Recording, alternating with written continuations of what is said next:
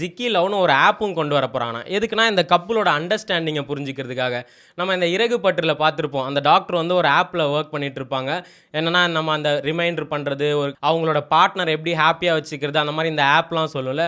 அதே மாதிரி இவங்க ஒரு ஆப் கண்டுபிடிக்கிறாங்க. அது என்னன்னா இந்த ரிலேஷன்ஷிப்போட ஸ்டெபிலிட்டியை தெரிஞ்சுக்கிறதுக்கு. அவங்களோட கனெக்ஷன்ஸை வந்து இந்த ஆப்பே சொல்லுமா.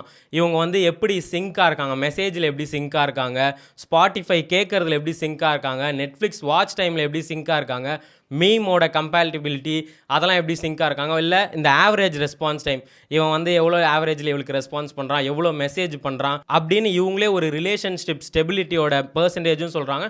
ஸோ அதை பார்த்து ஓகே நம்ம பேபி கிட்ட கொஞ்சம் இன்றைக்கி லவ் பண்ணுறது கம்மியாக இருக்குது, நெக்ஸ்ட் டைம் நம்ம ஒர்க் பண்ணோம் அப்படின்னு சொல்லி இம்ப்ரூவ் பண்ணிக்கலாம் அப்படின்ற மாதிரி சொல்கிறாங்க. ஆனால் இது கொஞ்சம் யோசிக்க வேண்டிய விஷயம் தான் நினைக்கிறேன்.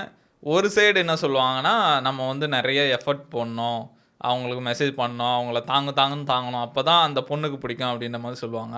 இன்னொரு சைடு அப்படின்னா சொல்லுவாங்கன்னா, அந்த பொண்ணை அவ்வளோவா கண்டுக்கவே கூடாது, உடனேலாம் மெசேஜ் பண்ணக்கூடாது, 5 நிமிஷம் லேட்டாக பண்ணணும் அப்படின்வாங்க. எதை தாண்டா நம்புறது அப்படின்ற மாதிரி இருக்குது.